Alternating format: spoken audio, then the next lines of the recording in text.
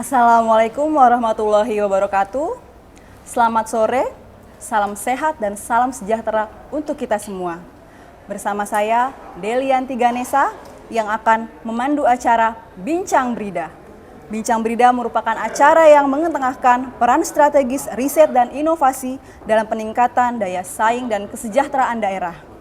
Telah hadir bersama kami tamu yang sangat istimewa, Gubernur Bali, Bapak Dr. Insinyur Wayan Koster MM. Selamat datang Bapak, apa kabar Pak? Kabar baik, selamat malam. Bagaimana Pak perjalanan tadi Pak? Lancar, aman. Lancar ya Pak? Nggak macet ya Pak ya? Enggak, lancar. Alhamdulillah, Ya. macet. Baik Pak, hari ini kita akan berbincang-bincang terkait dengan riset dan inovasi daerah khususnya di Provinsi Bali Pak. Ya. Baik Pak, terkait dengan Provinsi Bali Pak, potensi apa saja Pak yang ada di dalam Provinsi Bali? Maksudnya potensi unggulan atau sektor-sektor apa saja yang berkembang Pak? Sebelum itu saya ingin menjawab dulu mengenai keberadaan Badan Riset dan Inovasi Daerah di Provinsi Bali. Sejak saya dilantik menjadi gubernur 5 September 2018, jadi sekarang sudah berjalan lebih dari 3,5 tahun, saya langsung diberikan arahan oleh Ibu Megawati Soekarno Putri, Ketua Umum PDI Perjuangan juga Presiden kelima Republik Indonesia, untuk membentuk Badan Riset dan Inovasi Daerah. Jadi oleh karena itu, tahun 2019 saya langsung melakukan perubahan peraturan daerah mengenai pembentukan organisasi perangkat daerah Provinsi Bali. Sekaligus saya merampingkan jumlah perangkat daerah yang ada di pemerintah Provinsi Bali, yang semula saya masuk itu ada 49 organisasi perangkat daerah. Saya kurangi menjadi 37 organisasi perangkat daerah. Jadi berkurang 12. Tapi terus saya menambah satu perangkat daerah yang baru, yaitu Badan Riset dan Inovasi Daerah. Jadi peraturan daerahnya berubah menjadi peraturan daerah nomor 7 tahun 2019. Tetapi pengisian jabatannya setelah Perda ini disetujui oleh Bapak Mendagri, tidak otomatis saya isi karena belum ada pejabat yang pensiun. Jadi harus menunggu pensiun dulu. Saya tidak ingin menonjobkan kepala dinas atau kepala biro, kepala badan yang belum pensiun, yang masih aktif, dinonjobkan karena ada pengurangan jumlah organisasi perangkat daerah. Sehingga baru bisa diisi jabatannya Kepala Badan Riset dan Inovasi Daerah itu pada bulan Januari 2020. Dan Badan Riset Inovasi Daerah Provinsi Bali ini menjadi satu organisasi perangkat daerah yang mandiri, sendiri sudah, tidak bergabung dengan organisasi perangkat daerah yang lainnya. Nah, tugasnya adalah melakukan riset kebijakan dan inovasi untuk pembangunan daerah Bali dalam rangka meningkatkan kualitas kebijakan serta meningkatkan produktivitas dan kualitas kebijakan pembangunan Provinsi Bali.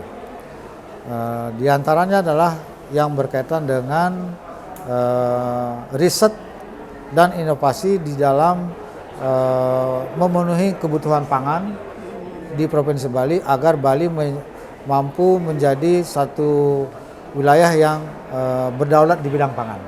Sesuai dengan arahannya Ibu Megawati Soekarno Putri, Bali harus bisa berdaulat di bidang pangan. Dan memang potensi sumber daya alam yang dimiliki dari sisi pertanian, kelautan, dan perindustrian itu sangat memungkinkan untuk menjadi daerah yang berdaulat di bidang pangan. Kemudian saya merumuskan itu dan saya juga membentuk satu sistem aplikasi yang menghitung posisi pangan yang ada di Provinsi Bali dan membuat neraca pangan. Neraca pangan ya Pak? Neraca pangan. Dari neraca pangan itu terhadap kebutuhan pokok pangan bagi warga di Bali, itu Bali hampir semuanya surplus. Wow. Dan yang defisit cuma satu, yaitu bawang putih. Hanya bawang putih yang defisit. Defisit ya Bang. Ya. Nah, saya lacak kepada Dinas Pertanian kenapa bawang putih itu bisa defisit, karena petaninya kurang bersemangat menanam bawang putih. Kenapa kurang semangat? Apakah iklim tidak cocok? Iklimnya cocok. Kenapa tidak mau nanam? Karena ternyata kurang laku di pasar. Kenapa kurang laku bawang putih produk Balinya? Karena kalah bersaing harganya dengan bawang putih impor. Jadi produk impor ini salah satu permasalahan yang membuat petani kita itu menjadi kurang termotivasi untuk berproduksi, karena ketika memiliki produk kurang nggak laku. Nah, oleh karena itu saat ini pertama arah kebijakan saya adalah memang untuk memenuhi agar Bali berdaulat di bidang pangan. Riset dan inovasi yang dilakukan oleh Badan Riset Inovasi Provinsi Bali itu bekerja sama dengan perguruan tinggi yang ada di Bali maupun juga di luar Bali, lembaga riset dan lembaga badan usaha dan industri. Nah, berkaitan dengan itu, sekarang ini kami sudah melakukan satu riset, diantaranya adalah yang berkaitan dengan satu kebutuhan untuk pangan dan juga untuk upacara yang sangat tinggi kebutuhannya di Provinsi Bali. Selama ini contoh misalnya ada bunga gumitir atau bunga, kalau dalam bahasa Indonesia dinamakan dengan bunga marigold. Itu setelah diriset oleh peneliti dari Udayana dan dari IPB, saya bekerja sama, itu benihnya diimpor dari Thailand. Ya. Padahal kebutuhan bunga ini tinggi sekali. Omsetnya itu 1 tahun 200 miliar. Jadi karena itu saya meminta kepada peneliti untuk membuat benih sendiri. Dan penelitiannya dilakukan selama 2 tahun, kira-kira akan selesai pada bulan akhir Agustus atau paling lambat awal September tahun 2022 ini. Jadi itu akan menjadi benih khas Bali untuk bunga gumitir atau bunga marigold. Sehingga ini akan menjadi kebutuhan untuk upacara dan juga kebutuhan untuk dekorasi taman dan sebagainya yang sangat diperlukan di Provinsi Bali karena seringnya ada event di Provinsi Bali. Begitu juga produk-produk yang lainnya,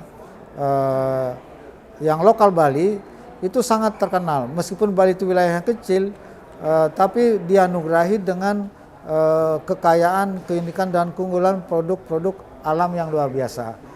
Ada beras Bali, ada jeruk Bali, ada manggis Bali, ada pisang Bali, ada salak Bali, macam-macam. Branding Bali, ya. Hortikultura dan juga peternakannya. Nah, di antara itu sekarang ini yang harus kami kembalikan adalah di antaranya yang sangat terkenal dulu jeruk Bali. Jeruk Bali ya. Dulu Pak, jeruk Bali sangat terkenal waktu saya kecil. Termasuk di desa saya itu penghasil jeruk Bali yang sangat terkenal dan jumlahnya banyak.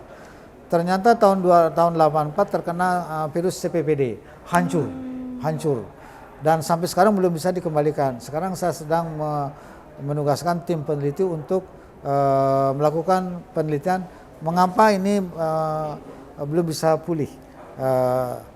Apa cara yang harus dilakukan untuk melakukan pemulihan ini sehingga jeruk Bali ini bisa ditanam kembali dan bisa menjadi produk yang dihasilkan dari para petani kami di Bali. Begitu juga produk yang lain, di antaranya adalah garam tradisional lokal Bali.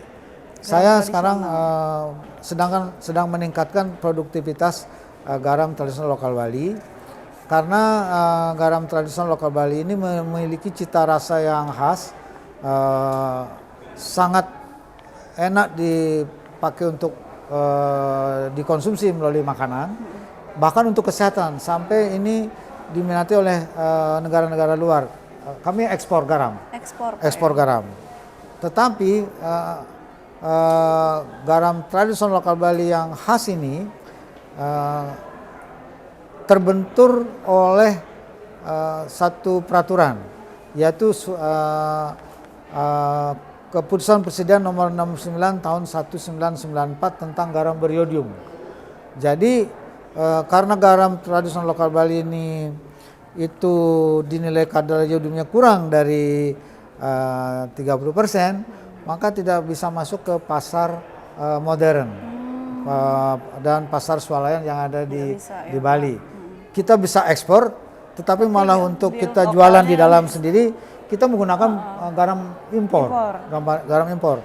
Nah, karena itu saya sudah mengusulkan agar keputusan Presiden ini dan ada peraturan Menteri di bawahnya yang menghambat penggunaan produk lokal seperti garam tradisional lokal Bali, termasuk juga produk-produk lokal yang lainnya, ya seperti beras dan juga buah-buahan serta sayur-sayuran. Jadi saya kira dengan adanya BRIN dan BRIDA itu akan mendorong adanya kemajuan pembangunan di daerah, termasuk meningkatkan produktivitas dan kualitas serta daya saing produk lokal di masing-masing daerah yang memiliki potensi dan karakteristiknya sendiri di seluruh Indonesia, karena memang saya kira Indonesia anugerahnya luar biasa. Jadi sebagai negara agraris, kalau kita impor beras itu malu, harusnya. Iya, Pak. Ya. Iya, betul. Impor bawang putih malu, impor bawang merah apalagi, sampai impor cabai gitu kan malu. Sebagai negara maritim, impor garam malu kita, impor ikan malu kita. Jadi karena itu ini harus diproteksi. Nah, bagaimana memproteksinya? Maka regulasi di atasnya, regulasi nasionalnya, undang-undang, peraturan pemerintah, peraturan menteri, itu harus berpihak kepada sumber daya lokal. Apa yang tengah digiatkan oleh Bapak Presiden untuk mempercepat peningkatan penggunaan produk dalam negeri, saya kira konteksnya itu termasuk di dalamnya adalah peningkatan penggunaan produk lokal di masing-masing daerah.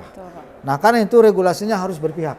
Jadi sejumlah regulasi itu harus dilakukan perubahan supaya dia tidak terlalu ramah impor, supaya dia lebih berpihak kepada sumber daya lokal. Jangan sampai produk lokal kita itu kalah bersaing dengan harga produk impor.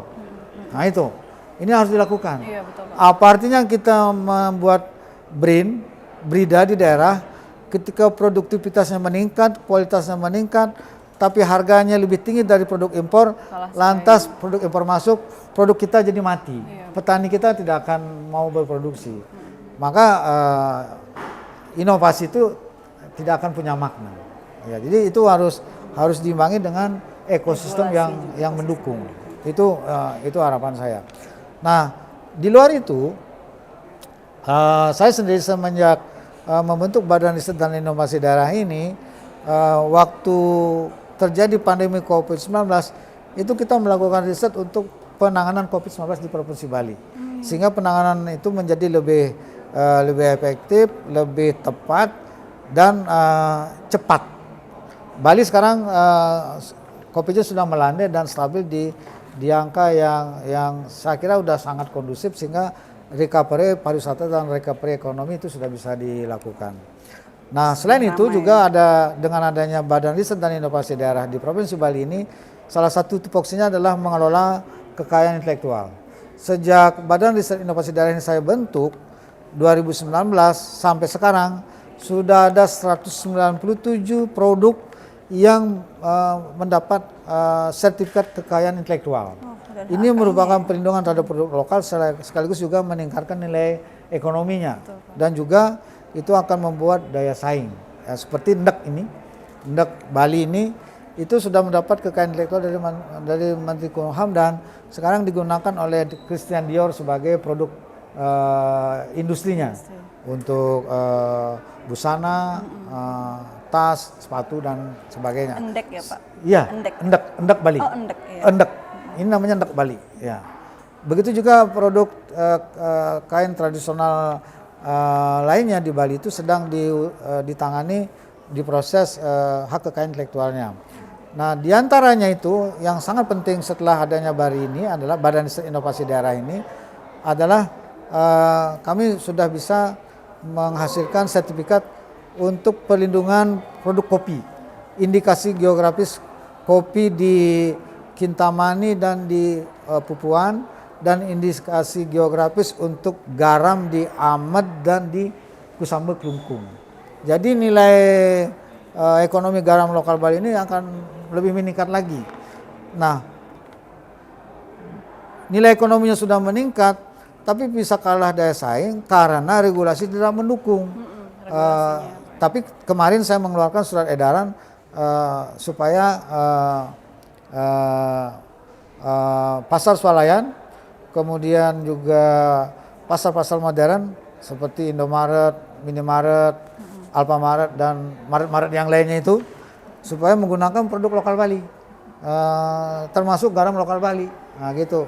Nah sekarang udah mulai bisa masuk, tapi belum bisa tuntas karena masih ada kepres ini. Ya, saya udah mengusulkan kepada Pak Menteri supaya ini dirubah. Tadi saya sudah bicara juga dengan Bapak Kepala BRIN supaya ini jadikan rekomendasi untuk perubahan regulasi, dan masih ada sejumlah regulasi peraturan, ada peraturan pemerintah, ada peraturan menteri yang itu masih ramah terhadap produk impor. Jadi kalau itu masih ada, kita bersemangat melakukan inovasi di daerah itu, pada akhirnya itu tidak akan menghasilkan sesuatu yang bermanfaat secara optimal untuk masyarakat. Jadi saya menyambut gembira ini pertemuan ini. Tadi saya sudah minta kepada Pak Kepala BRIN, pertemuan ini bagus dan dilakukan setiap tahun. Tahun depan kepala daerah sudah harus membawa hasil inovasinya, apa yang dilakukan di daerahnya, dan secara nyata memberi kontribusi dalam rangka peningkatan kesejahteraan dan perekonomian masyarakat di daerahnya. Saya kira itu. Wah Pak, ini menarik sekali ya Pak ya. Dari mulai kita bicara potensi Bali, lalu regulasi yang memang masih menghambat ya Pak ya, tidak ramah, maksudnya ramah terhadap impor, seperti itu ya Pak ya. Cuma saya tadi udah mendengar dari Bapak sendiri potensi pangannya sangat bagus, garam tradisional, buah dan sayur mayurnya pun. Ada arak Bali juga. Arak Bali Pak. Top sekali. Wah, itu harus. Nggak kalah sama soju, nggak kalah sama sake. Udah kayak di Jepang ya Pak ya. Jadi saya mau jadikan itu minuman welcome drinknya di hotel-hotel. Welcome drink, baik Pak. Lalu tadi saya juga mendengar sudah ada 191 produk dengan HKI 197. Ya? 197 produk yang sudah ada kekayaan intelektual. Kekayaan intelektual. Itu sangat menarik. Tadi juga saya penasaran sebenarnya Pak, setelah yang Bapak jelaskan tadi Pak, selain regulasi tadi Pak, apa saja Pak kendala-kendala yang Bapak rasakan untuk mengembangkan riset-riset dan inovasi di daerah Bapak? Sebenarnya kalau untuk riset dalam jangka pendek ini tidak ada masalah karena kita berkolaborasi dengan perguruan tinggi. Badan Riset Inovasi Daerah ini kan belum memiliki sumber daya yang dicetak untuk menjadi peneliti. Betul. Karena mereka itu adalah birokrat, tenaga teknis, bukan peneliti. Peneliti tidak bisa diciptakan dalam waktu singkat, tapi tersedia di perguruan tinggi. Maka para peneliti yang ada di perguruan tinggi ini yang kami ajak untuk bersinergi melakukan riset yang bisa mendukung kebijakan pembangunan di daerah. Itu sudah ada hasil dan bisa kita berdayakan. Jadi tidak perlu kita dengan biaya mahal mencetak peneliti sekarang, tapi kita bisa memberdayakan peneliti yang sudah ada. Tinggal mengarahkan dengan penelitian secara tematik sesuai dengan prioritas di daerah. Sehingga penelitian dosen itu pun juga bermanfaat, tidak menjadi penelitian yang hanya untuk kepentingan penelitian mencari jabatan fungsional, naik jabatan fungsional, tapi juga bisa diberdayakan untuk pembangunan daerah gitu. Baik Pak, berarti tidak ada kendala berarti ya Pak ya? Ini kalau sudah ada inovasi, berarti kan harus didorong kepada petaninya. Petani saya kira akan mau. Bagaimana memotivasi petani ini? Pasarnya yang harus dibuka. Pasar ini di hilir ini, kalau di hulu kita udah mudah, itu kita bisa lakukan karena itu determinan penuh pemerintah. Nah, di hilirnya ini jangan disumbat, jangan dihambat. Apa hambatannya? Regulasi. Bagaimana regulasinya ini supaya berpihak kepada produk lokal. Jadi kita ini harus mulai membatasi impor produk yang memang sudah bisa diproduksi oleh Bali sendiri. Produk kita di para kepala daerah kita di masing-masing daerah sesuai dengan potensinya itu. Nah, jadi saya kira Bapak Presiden sudah sangat tepat arahan beliau, kebijakan beliau menggunakan produk dalam negeri, termasuk di dalamnya adalah produk lokal. Jadi karena itu regulasinya ini harus dibuka. Ya, harus berpihak kepada pasar kita di dalam negeri. Walaupun lebih mahal dia harganya, tapi dia bermanfaat untuk meningkatkan ekonomi masyarakat, meningkatkan kesejahteraan masyarakat. Saya kira itu lebih penting daripada kita menggunakan produk impor yang harganya lebih murah, tapi yang sejahtera kan petani yang di sana, ngapain? Iya, betul, Pak. Itu kan itu berarti kan meninggalkan alam kita, meninggalkan petani kita, nelayan kita, gitu menurut saya. Jadi lebih mahal dikit, tapi yang hidup masyarakat kita, sejahtera masyarakat kita, itu lebih penting. Gitu. Berarti kuncinya ini regulasi ya Pak ya? Regulasi, iya. Harus berpihak pada masyarakat lokal, produk iya, lokal ya Pak ya? Termasuk pelakunya yang tidak sehat. Iya. Itu. Sangat-sangat menarik nih Pak diskusinya nih Pak. Kalau misalnya tadi sudah dijelaskan terkait inovasi yang ada di Bali Pak, menurut Bapak apa saja Pak peran-peran atau upaya-upaya Bapak yang sudah dilakukan untuk pembinaannya Pak, riset dan inovasi dalam mengembangkan ini ekonomi di Bali, pembinaannya? Kami kerjasama dengan perguruan tinggi, dengan MOU. Satu untuk riset, yang kedua untuk mengedukasi masyarakat serta melakukan percepatan pembangunan di daerah sampai ke tingkat desa. Itu. Berarti kolaborasi ya Pak? Iya, kolaborasi. Kolaborasi bersama berbagai stakeholder, perguruan tinggi, baik swasta ya Pak ya, semua yang dilakukan. Misalnya katanya dengan pertanian. Di perguruan tinggi itu kan ada program studi pertanian, fakultas pertanian. Kalau kaitannya dengan lingkungan, kan ada bidang studi yang ngurusi lingkungan di perguruan tinggi. Kemudian soal kesehatan, ada perguruan tinggi yang punya prodi tentang kesehatan. Kelautan juga, perindustrian juga, semua ada. Jadi sekarang dosen dan mahasiswa yang ada di perguruan tinggi itu dengan sistem belajar sekarang, dengan Merdeka Belajar yang diterapkan oleh Bapak Menteri Pendidikan sekarang ini, itu sekaligus mengkolaborasikan. Jadi pemerintah daerah dapat memberdayakan ini tanpa harus keluar biaya. Karena itu menjadi bagian daripada sistem penyelenggaraan pendidikan. Ini akan saya lakukan dalam waktu cepat, masih dirumuskan panduannya. Jadi kalau ini sudah dilakukan, saya kira penyelenggaraan pembangunan di daerah itu akan menjadi lebih efektif dan efisien.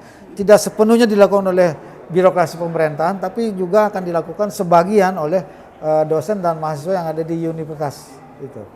Betul, Pak. Lebih tepat sasaran, saling mendapat manfaat. Pemerintah daerah dapat manfaat, perguruan tinggi juga dapat manfaat. Betul, Pak. Ya, dia mahasiswa dapat SKS. Ya, dosennya dapat KUM untuk penelitian dan pengabdian masyarakat. Jadi penelitian dan pengabdian masyarakat tematik yang akan kami kembangkan.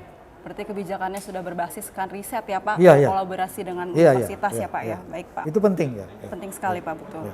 Tertarik saya Pak terkait pembiayaan tadi Pak. Ini mungkin bisa pertanyaan terakhir Pak terkait penganggaran.